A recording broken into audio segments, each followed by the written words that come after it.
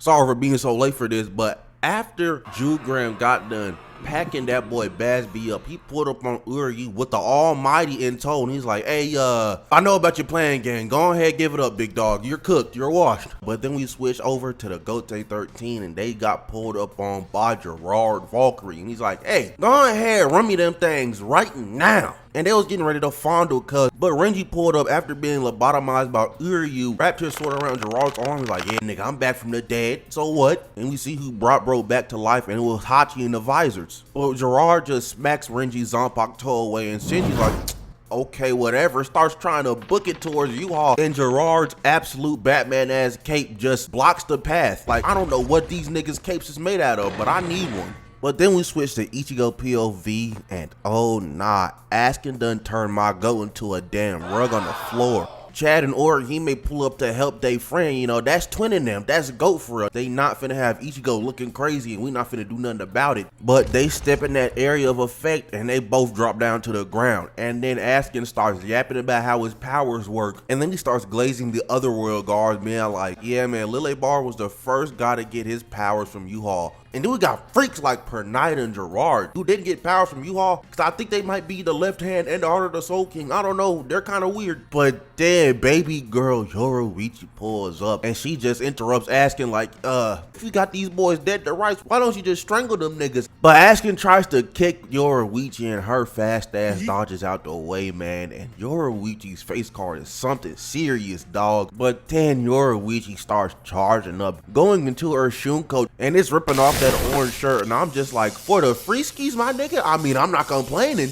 But Askin pulls out his bow, shoots 2 arrows on Yoruichi. She dodges the first one, grabs the second one, hits 4 spins in the air, and throws that arrow right back at that nigga. I mean, sent that goofy ass nigga Askin flying back, crazy style. But once he recovers, he looks up and Yoruichi's on top of this building. She's like, hey, I'm trying to wrap this up quick. I got some places to be. She makes those lightning balls around her like the thunder god Raiden. And then she starts charging up her Shunko all the way. And I mean, she absolutely nuked this nigga Askin out of existence. I mean, that brother is cooked. And look at the buildings around her, bro. Yeah, man, ain't no bitch better than Yoruichi, period, man. I don't care what you niggas gotta say. But we switch back to Gerard Valkyrie, and he's over here getting beat up, got his ass tore out the frame. And Byakuya started thinking like an actual normal person if they were transported into an anime. Because if you got a nigga dead to rights, you double tap, bro, to make sure they're gone. Fuck God! But Byakuya did this to the only nigga ever that double tapping does not work in your favor. Because he rained Senbon Zakura on bro like 4 times, squished his head, helmet gone. Bro was just a puddle of ketchup on the ground.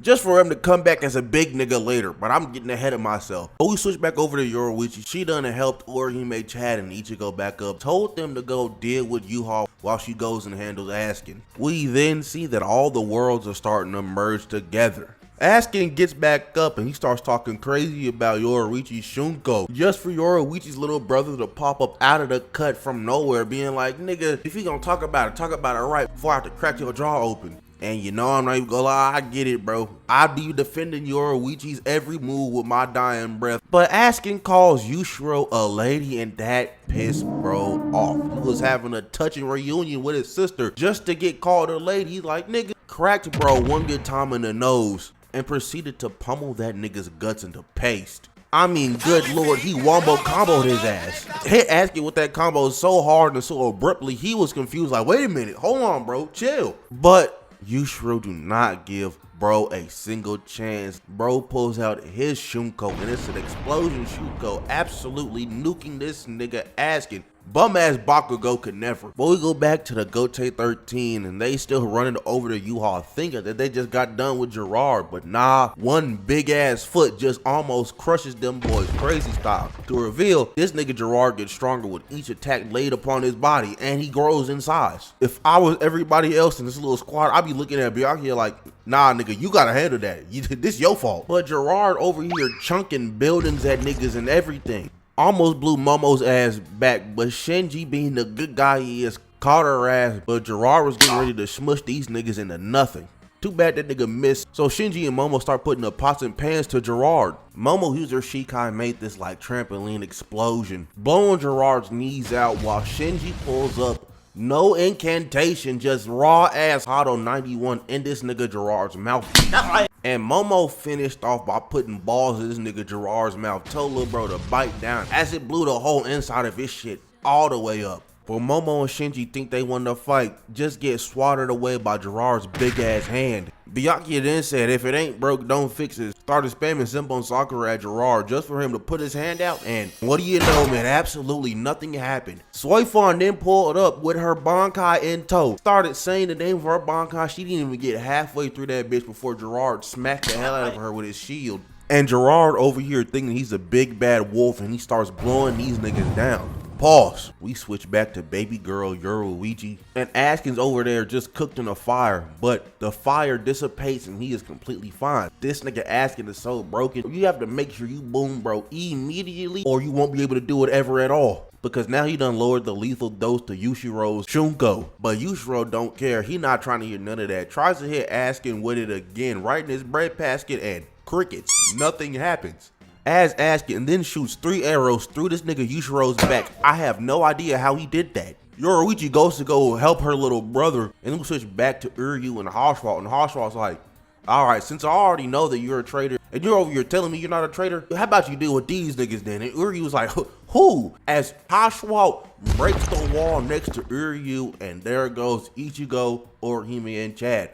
Haschwalth wants him to finish the job. Uryu is like, ain't no way, Brody. Why are you here right now? So he goes into his vote standing and he shoots an arrow at Ichigo. But Ichigo this time is like, you know what? I let you off easy last time, nigga. You shot a hole through my goddamn guts. You hollow purpled my ass. Nigga, I'm like your only friend. This time, shit ain't sweet, little nigga. But big Ichigo deflected that arrow, jumped up. Uryu shot another one at dog. He dodged, and Ichigo and Uryu clashed bow and sword. And then Ichigo's like, of course, glasses twink listens to blonde twink. Who would have seen that coming? Uryu did not take too lightly to that. Pulled out that lightsaber arrow and pointed that bitch directly at Ichigo's forehead. As we get thrusted into an Uryu flashback, we finish seeing what Uryu was reading in that book, and we basically see that Uryu's been a double agent this whole time. Double agent or not, if I'm Ichigo, if I'm Renji, Uryu, you're getting jumped next time we see you together. We get out of the flashback and back into Ichigo versus Uryu part 2. And Uryu was just trying to mow my nigga Ichigo down while he's dodging and deflecting the arrows as he can. He jumps off this pillar and clashes his sword with Uryu's bow one more time, but Uryu just knocks that nigga back. But now Ichigo and Uryu in a stalemate as Uryu's going over in his head why he did all these things for you all just so he could get close enough so he could actually kill him. But still, like I said,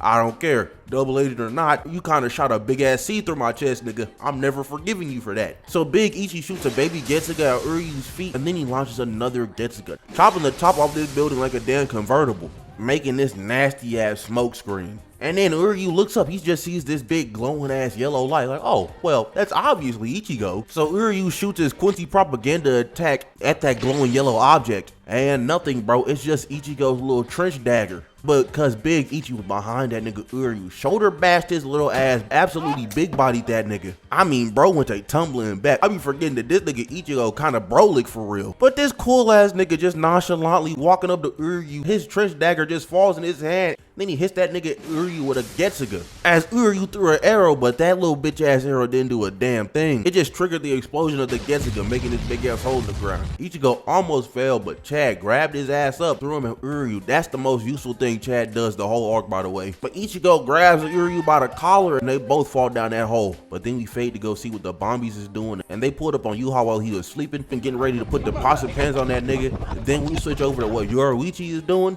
and she's still looking after her little brother. But Askin pulls up like, you know, black people. No. So Yoruichi Shunko's up, tries to poke that nigga in the back of the neck, but he dodged out the way, and he got that gift bag in his hand, talking crazy to Yoruichi. So she hits that nigga with a lightning flashbang, kicks him in the jaw, and hits bro with a poison Rana. Congratulations! Oh my god. My goat Yoruichi been watching them Kenny Omega tapes, man. Let's go.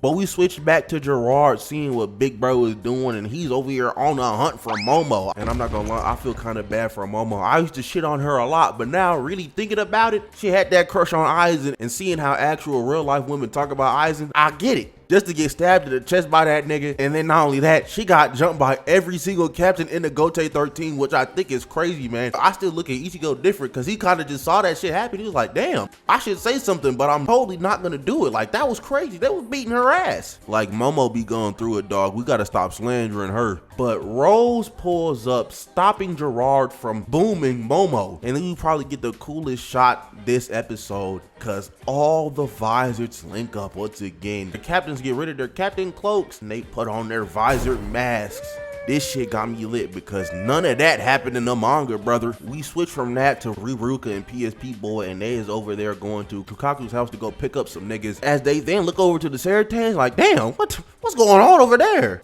And that bitch ass nigga Lille Bar done split his bird ass into a bunch of other little birds, and they're just terrorizing niggas. And I'm not gonna lie, I forgot that everybody left Aizen at the Soul Society, so his ass just been in this chair sitting, watching everything go down. And then we got Kira over here saving niggas' lives, aura farming. I don't know why he did it, but I'm glad he did. This is raw as hell. Then we get brushed into another Uryu flashback, and he's over here remembering a talk he had with Ichigo about him not wanting to be a doctor because he saw his dad doing work on his mother's dead body. I'm gonna need y'all to remember this.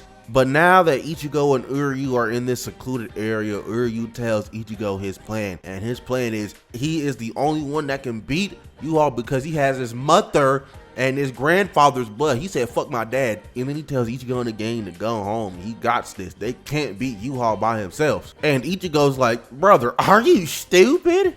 Nigga said go home. I can't beat Yu-Ha. You must not know who I am. I'm Ichigo, bro. I don't lose to niggas 2 times in a row and not win the 3rd fight. But Hashwat pulls up. He's like, yeah, Uryu, I knew you was gonna do all of this anyways. So it didn't matter what you did. Run me them hands, 4 eyes. But then Uryu remembers. He's like, oh yeah, Hashwat has a scuffed version of the Almighty because Yu-Ha's asleep. So that means Ichigo, y'all need to go to Yu-Ha and cook his ass immediately. So Uryu and Hashwat square up for the Battle of the Twinks as Ichigo, Orihime, and Chad run off to Yu-Ha. And then we go see Yu-Ha, and Yu-Ha folded every single one of the bombies, and his ass is still asleep. And that ends Core 3, and I'm not gonna lie, I don't know what I'm gonna do without Bleach in my life for like a year. And moral of the story is don't put holes in your friend's chest. That's never fun. But yeah, man, that's it. If you liked, like, comment, subscribe, do the good stuff, and I'm out of here. Bye.